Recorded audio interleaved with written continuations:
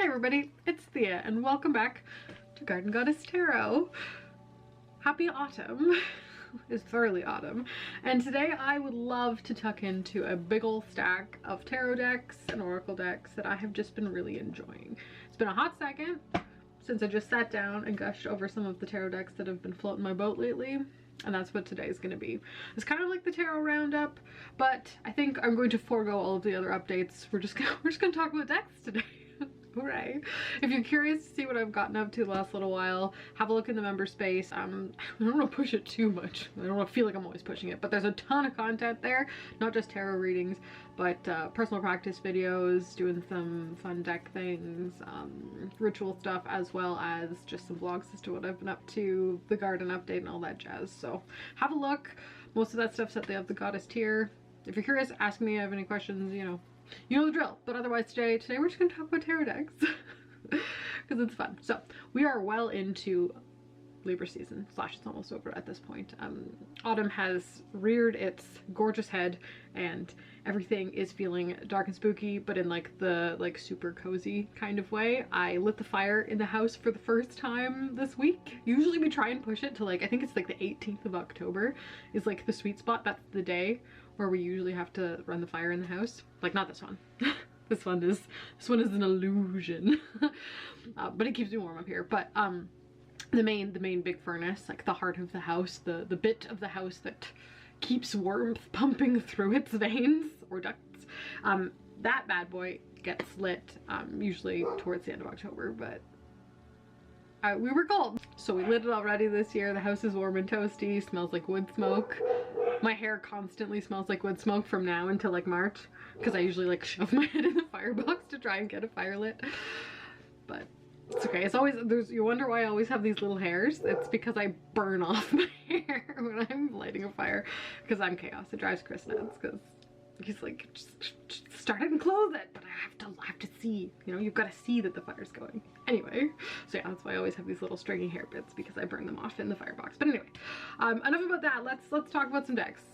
The whole point of that being said is it's warm and cozy. It's a bit crisp outside. We're starting to get like the kind of spooky feels from the actual nature outside permeating our little bodies and making us feel that beautiful relaxation that comes in the fall time. And I think it's like maybe one of those weird inherent things. When fall happens, we can slow our roll a little bit. The craziness of the harvest is over.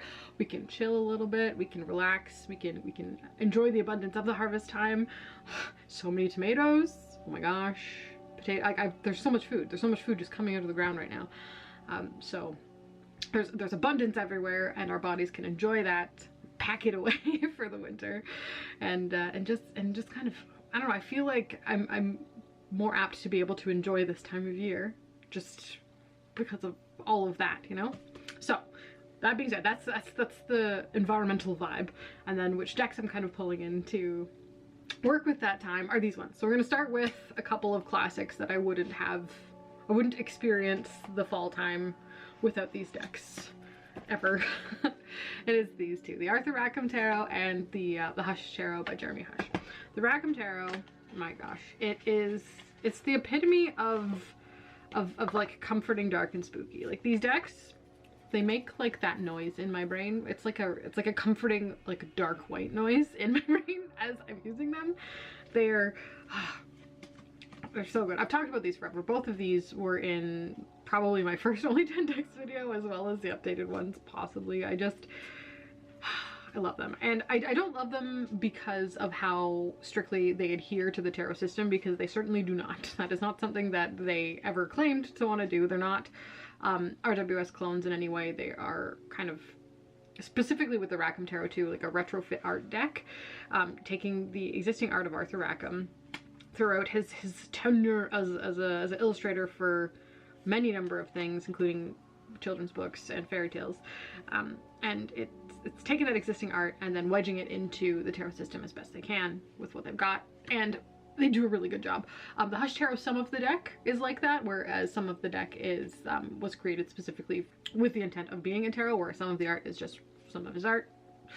But both of them I like as atmospheric decks, to transport me to a certain mood, a certain place, a certain time, or just really bring in the energy of what it feels like to be outside right now and have that energy come through me and then through the deck as like this big old cycly loopy thing as while I'm reading with it, and it's a joy. So I consider these atmospheric decks as opposed to ones where I'm really like intuitively looking at the symbolism on the card or what's actually happening on it. And they're close enough, and sometimes I'll pick up on the on what's going on in the image as a part of the reading, but for the most part it's a really the reading style that I do with these decks is emotional. It's really tapped into the emotional connection I have with the atmosphere of these decks, and as well as my inherent structural knowledge of the tarot, which is very important when reading with atmospheric decks. So if you're reading with atmospheric decks, you really want to have a good solid understanding of what each of these cards within the tarot mean to you specifically, and then you can build on that based on how the images make you feel and the symbols and depictions you see in them, but having a strong base of, you know, what you know the Two of Swords to mean to you, each of the cards in their own context, right? And then throwing the atmospheric layer on it with a deck like this is so much fun. So that's the Rackham Tarot. Love it dearly. Is a classic forever and always, and it just has to come out this time of year.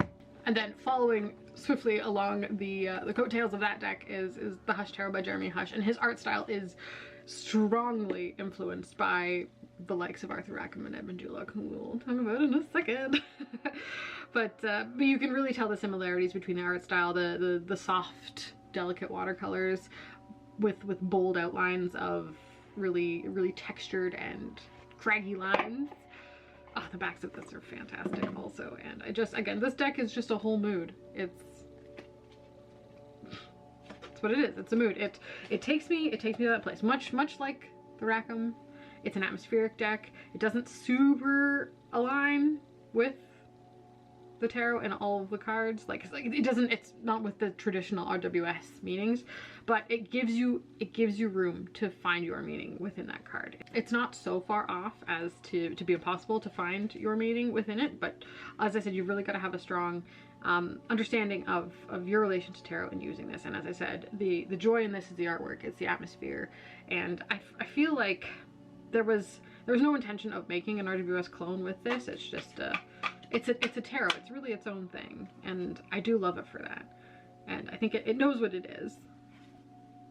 Another forever fave. A lot of people have reordered this one to maybe try and fit how they experience tarot as well, which I think it's a fun activity, and you're more than welcome to go ham and do that sort of thing.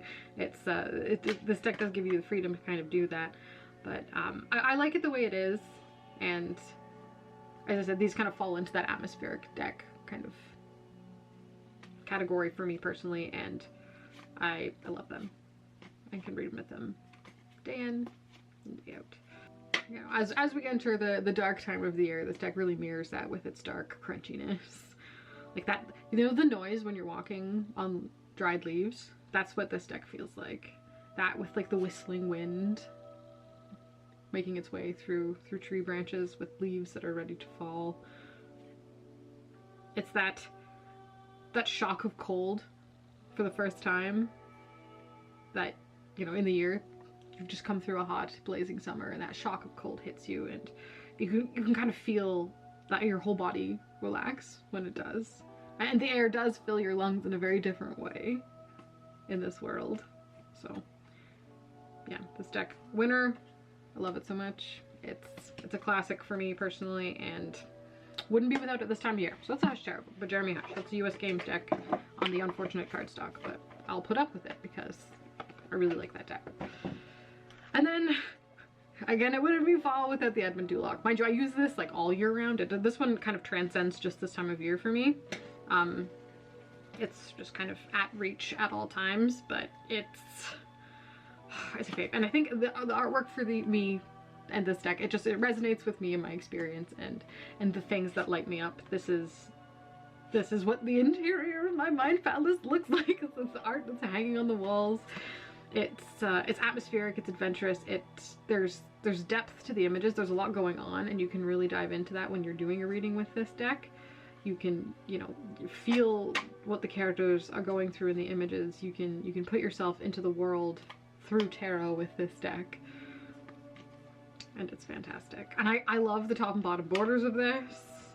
I love that this was when Los Gerbeos stopped doing the languages all over and they went with a symbol for the, like, who got our number and element and in the court cards. And it's so helpful because these symbols transcend language. You don't need 4 languages on it because everybody understands what a crown for a queen looks like and a pentacle, and then you got the Queen of Pentacles, you know? So it's, I don't know, it's delightful. I love it so much. So another beautiful atmospheric deck that really, really reflects this time of year for me, personally. Love it to death. The John Bauer I think would be a good one for now too, but I never did actually pick that one up, which is odd. I feel like it's just a bit too far from tarot for me, and there's something about it that's too soft. I know they seem very, very similar, but that one, there's a softness to it that I don't love as much as these, which I would describe as more prickly. The Rackham Tarot and the Edmund Duloc are a little bit more like prickly in the brain, whereas the John Bauer is softer. And I want the prickles this time of year.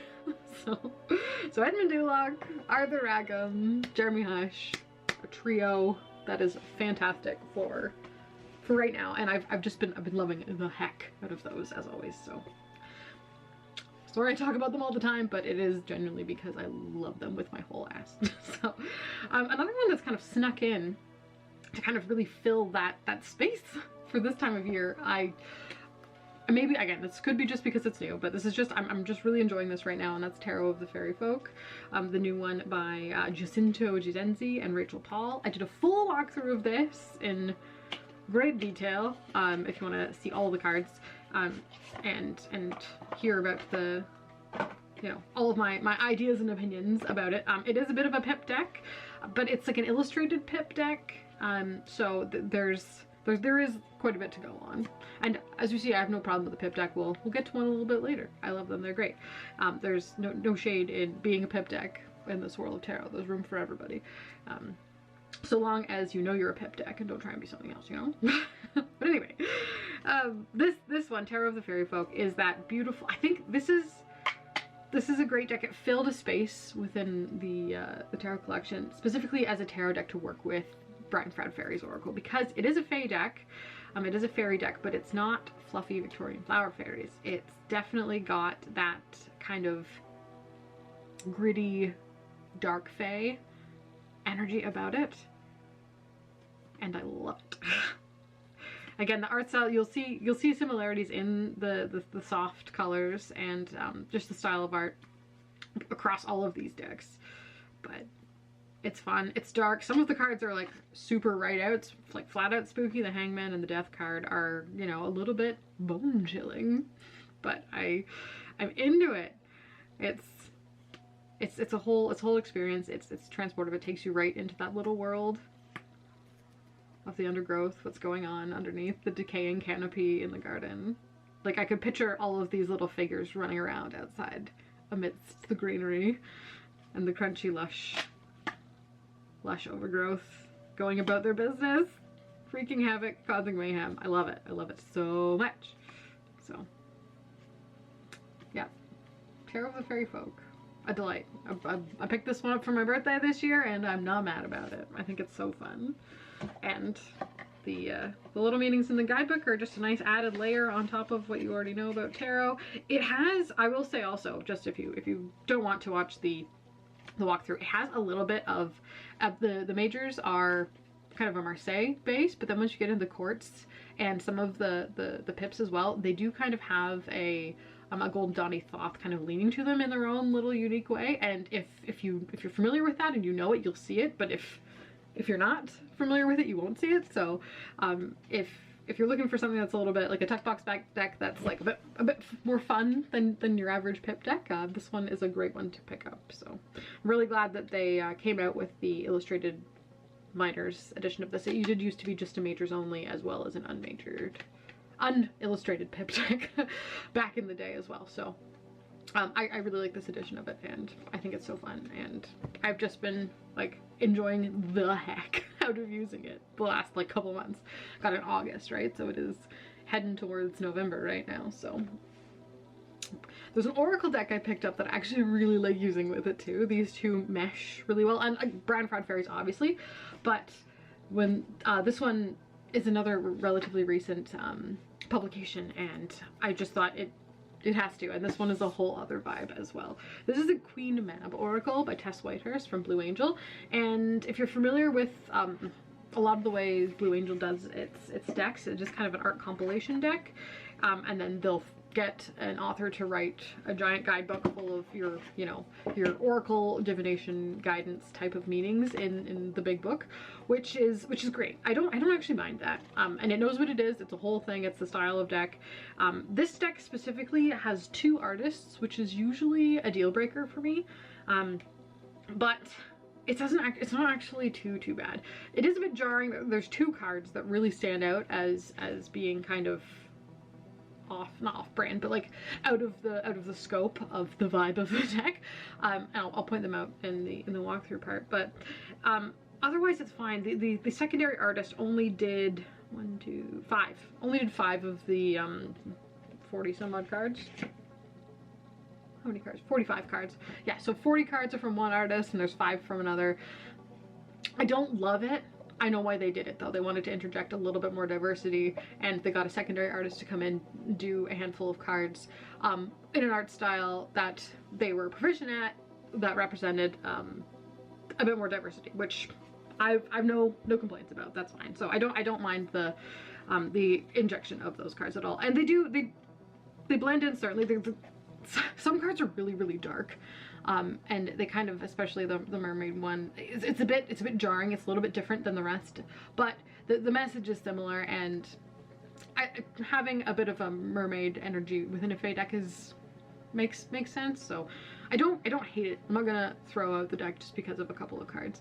And you know, I've experienced while using it those extra cards coming up, and I'm not like upset. I'm not mad. I don't feel like they don't necessarily belong in the deck. So that's kind of where I stand on that one. But it's just a really great pair for the Tarot of the Fairy Folk. I love the dark feminine that comes through with this. It is skew very young, which is fine, but it knows what it is.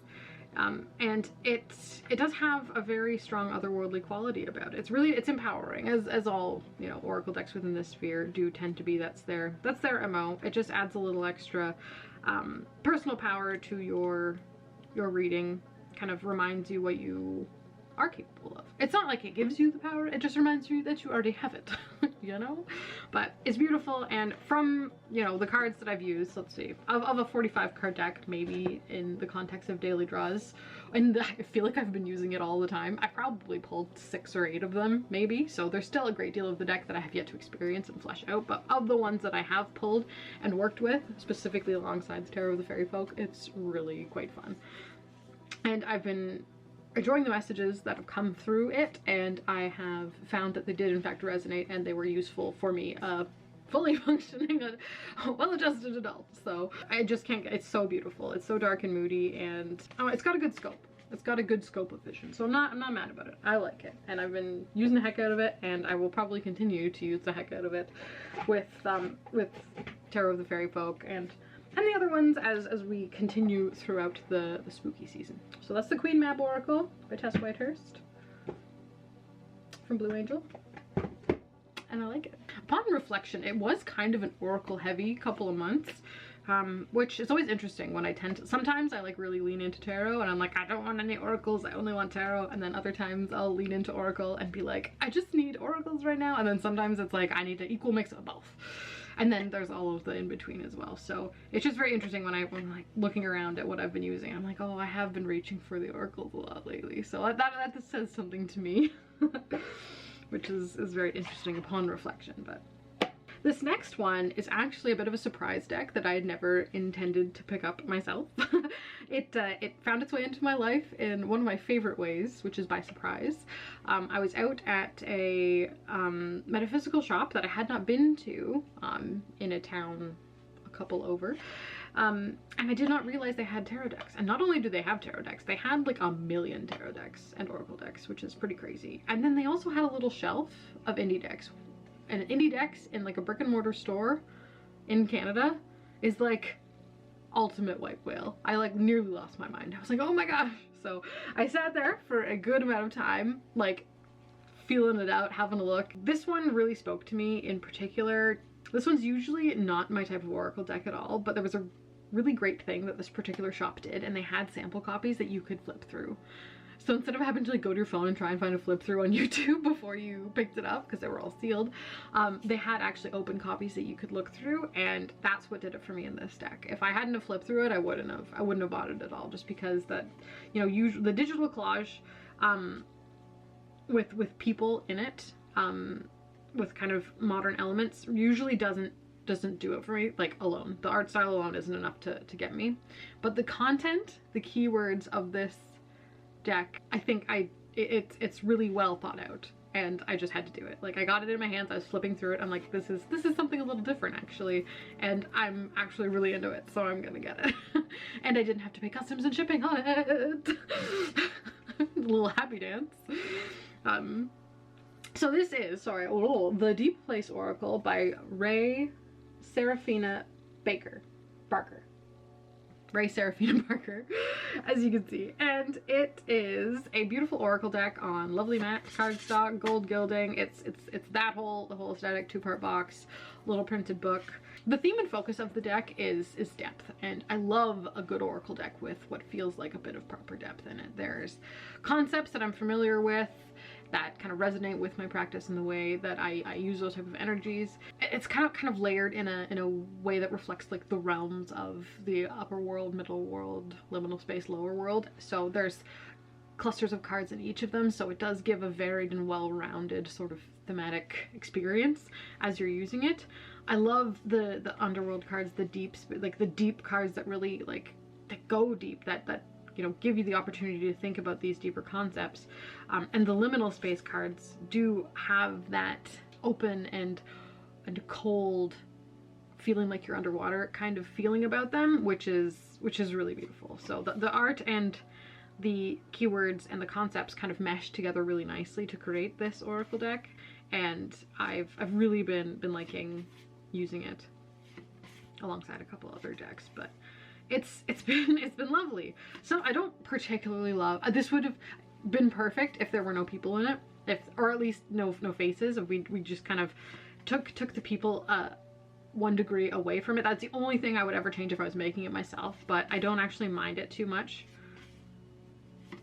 and I think it works. I think it works really well. It's really beautiful. It's earthy and spacey at the same time. It's not too spacey, but it's, you know, it doesn't feel super starseedy or out in the clouds or trying to, you know, escape the human experience type of card. It really brings you right back down to the human experience in a lot of those deeper cards, which is good, and kind of reflects a lot of the key concepts of what it means to be human, and all of the things that we can think about and experience along the way. So the Deep Place Oracle is really quite cool. And yeah, I've been getting a lot of the, like, what are the cards? I got Underworld, I got Storm. Oh, and I got Deep Time as well. Like, the cards I've been getting have been the nice deep ones, which is nice, but you know, it'll take a bit more use to kind of get a well-rounded opinion of the full experience of using the deck. But so far, from what I've been using in the last couple of weeks, it's been really cool, and I've enjoyed it. So I've been pairing this one with the Ophidia Rosa and Pythia Botanical Oracle, and it's been good. But I think it'll match a ton of things. I think the color palette is really good and soft, and it'll go with a bunch of stuff, and especially energetically. So that's the Deep Place Oracle, and it's been fun. And it wouldn't be spooky season without these ones. The Lucy Cavendish, Jasmine Beckett Griffith decks. Specifically though, these two, the Oracle of Shadow and Light and like Vampire. I haven't pulled out Alice and I haven't pulled out the Fairy Tale Oracle. I think these two were the ones that wanted to be worked with this year, right now, and I use them together. I'll pull one Vampire and I'll pull one Oracle of Shadow and Light, and they've played off each other really quite well. The Vampire is a good, these ones, they are marketed to kind of that teenage time frame, but they do translate well to adulthood as well, especially if you're the kind of adult who does not forget that she was once a teenager and that teenager had a lot of anger and emotions that they feel like they used olive when they were a teenager and now don't have any anymore. It's a good way to kind of integrate that past experience, and it's enjoyable. It's good to not get kind of locked back there in that time.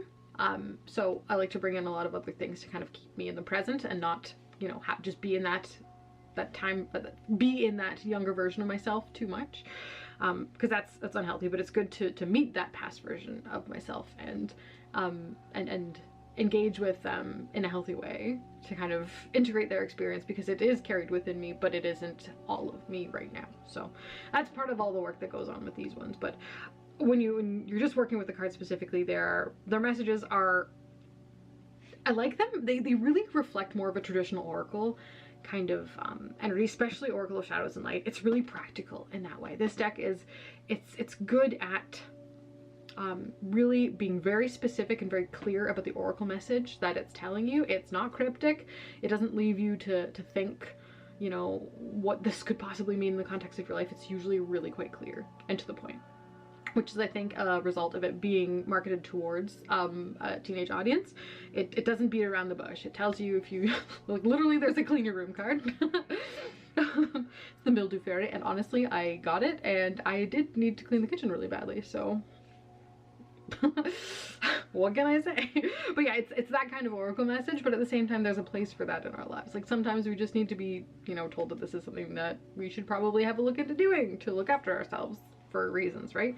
But it's not being authoritative at all, though, because the soonest a deck starts to get too authoritative with me, I'm like, nope, nothing tells me what to do.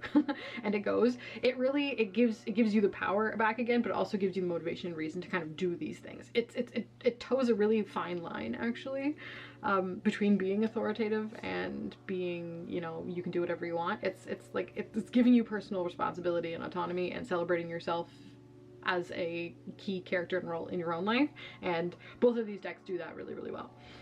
Le Vampire, it's a little bit less so that. It does open itself up a little bit more to creative interpretation of the meanings, but it does still really have a solid rooted oracle message that's not super expansive. It's quite focused.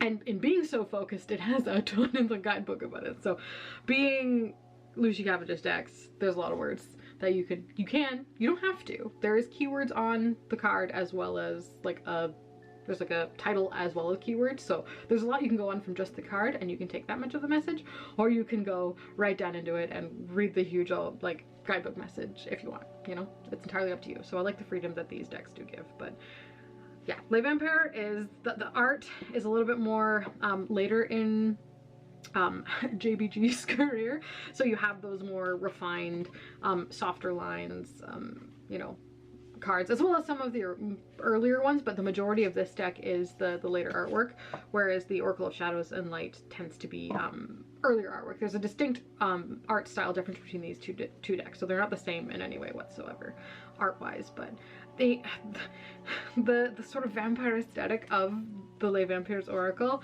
is beautiful. And I've always loved vampires. I love the, you know, even just the philosophical concepts of what it would mean to be a vampire, like the ramifications of that type of existence, I think about a lot when it comes to immortality, subsisting off the, you know, life force energy of someone else. Like, it's the whole concept of vampirism is the reason there's so much literature and media about them, is they're infinitely fascinating, and it's a parallel or a parable for, you know, our existence and how we go about living in the world. So it's fantastic. I love it. There's not a great deal, but a chunk of religious imagery kind of co-opted in this deck as well.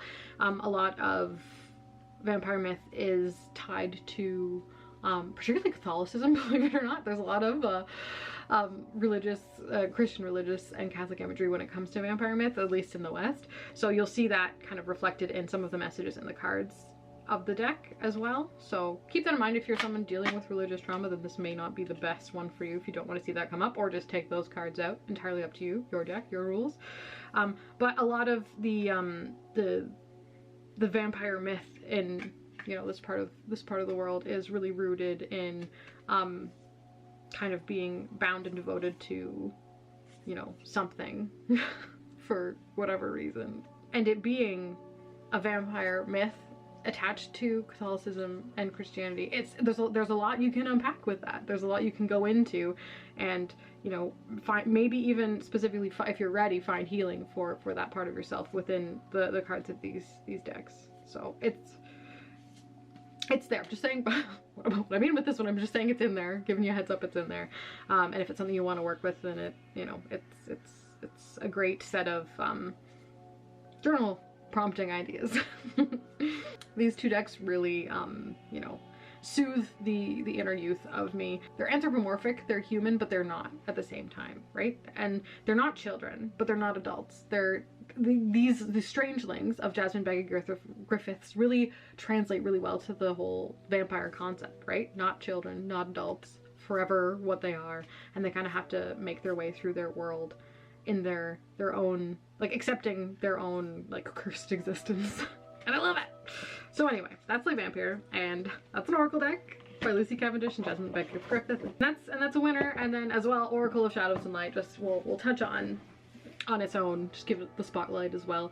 As I said though, the messages in this one are a little bit more specific. This one is still on the thin glossy cardstock from Blue Angel as well, instead of their new mat, but it doesn't really matter. But it's, I love it. It's a to the point oracle. It's like, you know, the past returns for a time. It's clear, it's to the point. Something from your past is coming back, and you're gonna have to fuss with it. Like, it's clear. It doesn't beat around the bush. It tells you like it is, and then it says here, now, and then basically each card asks you, now what? Each card asks you, what are you gonna do about this? Now what? Your move. It looks you square in the eyes and says, what are you gonna do about this? And gives you the opportunity to kind of soul search and figure out what the best version of yourself would do, and then go from there. So it's a beautiful cold comfort deck.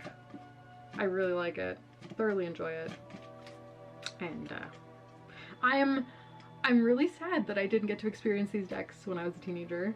I feel like when I was an angry gothic teenager in 2004, I would have loved these. I'm like walking around in my Emily Strange t-shirts, my Atticus sweaters, my little pentacle.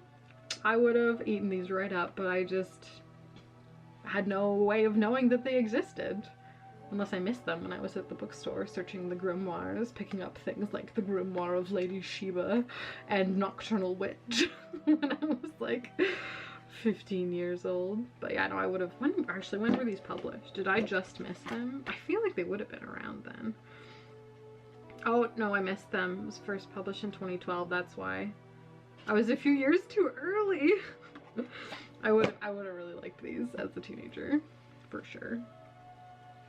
So yeah, little gothic emo me, all about Oracle of Shadows and Light and Lay Vampire.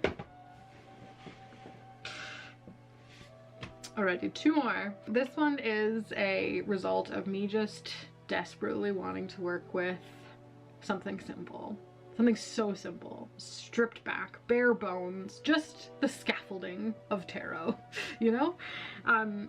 And you all know I love a black and white deck. And when I saw this one, and it was only like 20 bucks, little tarot in a tin, I had to do it. It's the Inversion Tarot. And this is a cute little Marseille Majors, Pip Miners tarot deck, pocket size, in a cute little tin, and it's black and white. It's inspired by the artwork created in 1960. So, not new. By Paul Matheson for the Rolla Nordic Tarot, and is based on the ancient Marseille tarot tradition. Super cool.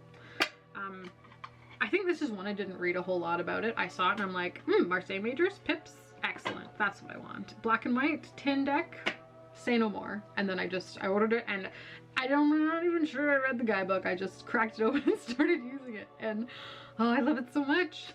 I edged it in black because obviously you had to. Black borders on front and back, it was necessary. It's just this cute little boy with black and white backs that look like Marseille backs.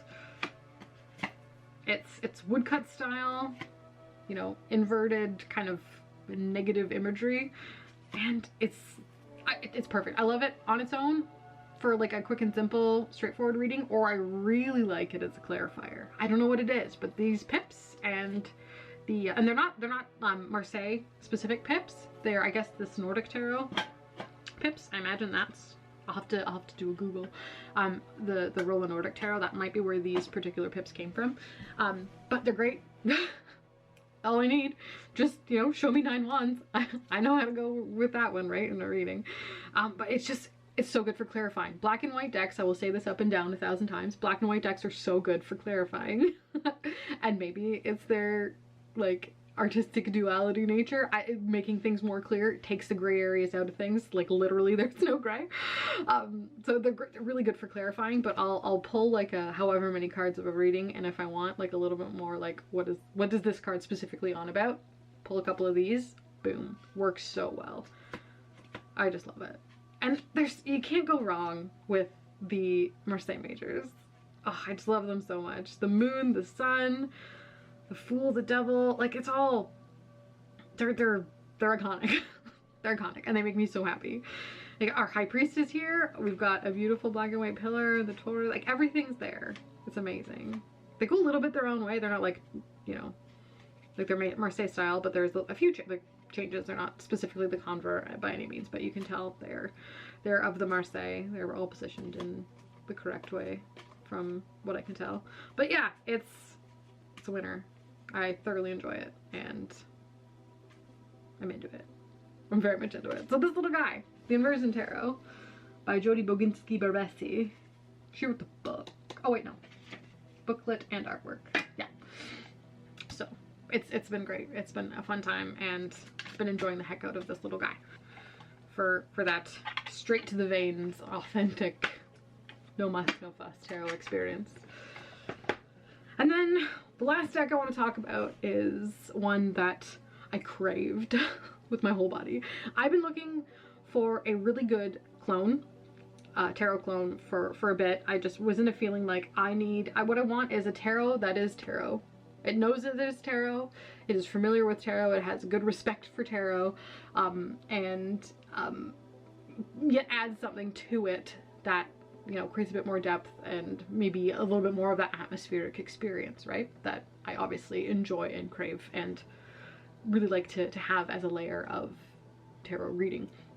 So we had a discussion in the Discord about clones, what makes a clone. Specifically, I was just asking what your favorite clones are, and then put some ramifications of like, or put some stipulations as to what I considered a clone, and then that sparked a conversation about, well, what is a clone? How many different categories of clone are there? And all that jazz. But anyway, I did eventually come around, and I decided that the clone deck that I desperately wanted to fill that space for me was this one, is the Baroque Tarot by Lamucci. It's a 2023 deck, so it's a new one, and it is mass market now. It came out as a Kickstarter a little while ago, but you can get it mass market now. I'll put the link below. But it is gorgeous. Its art is all unique and individual to this deck. It's not a compiled art deck like a lot of the ones that I've talked about today. Actually, a lot of my faves from right now were compiled art decks.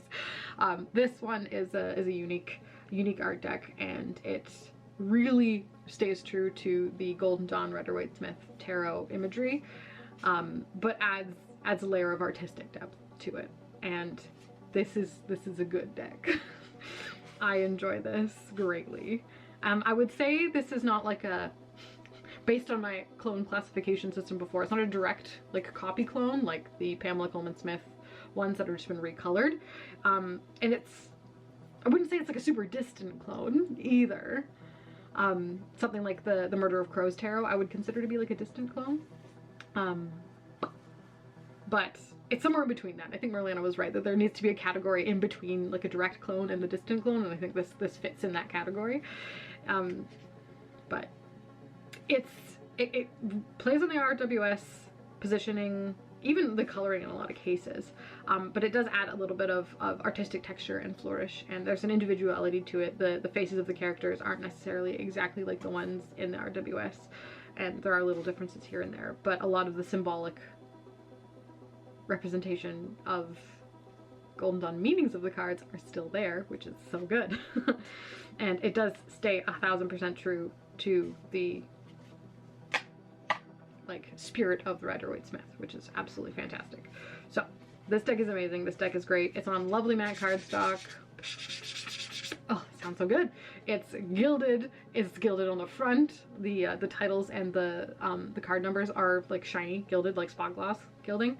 The edges of the deck are like dripping in gold, and then so are the backs. I don't imagine this is one that's going to hold up super well. Mind you, I haven't chipped it yet, which is impressive. It's a bit stiff, doesn't like being riffle shuffled because the cards bend, but I can still do it, and I waterfall it no problem. But it overhands so beautifully. So there's really like, it shuffles great and fine.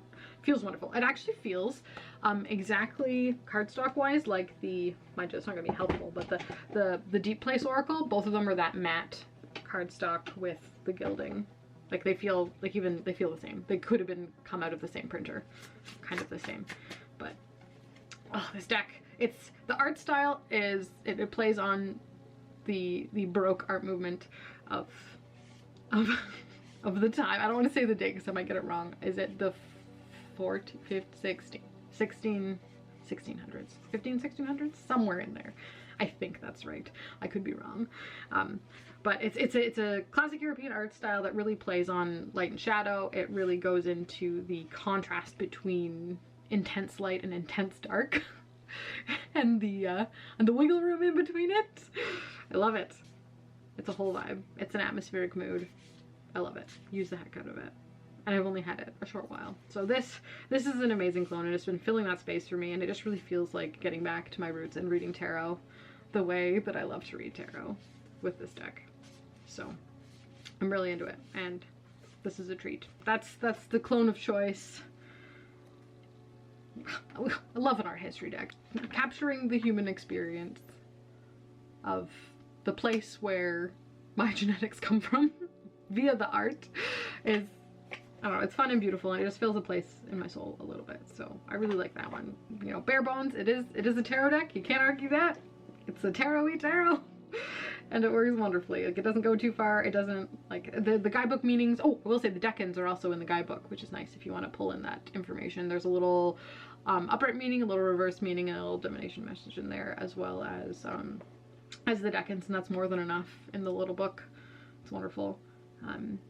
You know, it's nice. It goes a little bit differently. It you know, they know what they're talking about, but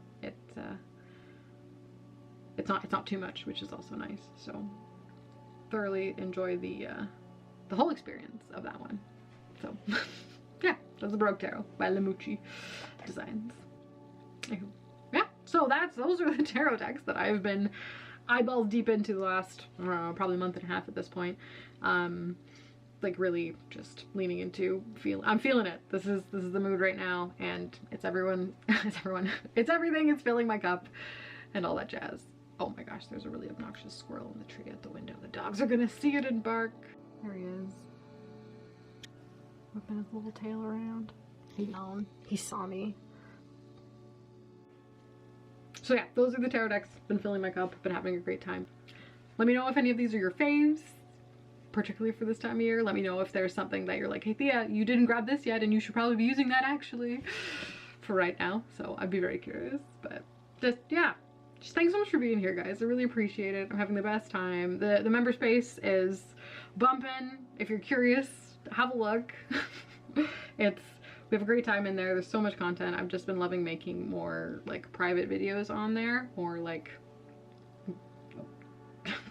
you know, like tender and delicate stuff that I don't necessarily want to throw out on the internet to everybody. It's just been a great space for videos like that, as well as the readings and the masterclass. Oh my gosh, the Hellenic Oracle masterclass is well underway. We've got 2 videos down, 5 more to go. so many more coming, but just a little opportunity for me to get the timeline straight with the cards in that deck, as well as a little bit of information about each of the deities that gives you a jumping off point to, you know, go your own way and form your own relationships with them. So super fun, absolutely wonderful. So yeah, member space it's a party and I love it. So thanks so much for being here, all you guys. I really appreciate it. Look after yourselves, have a good one, and I'll see all you fine people in my next video.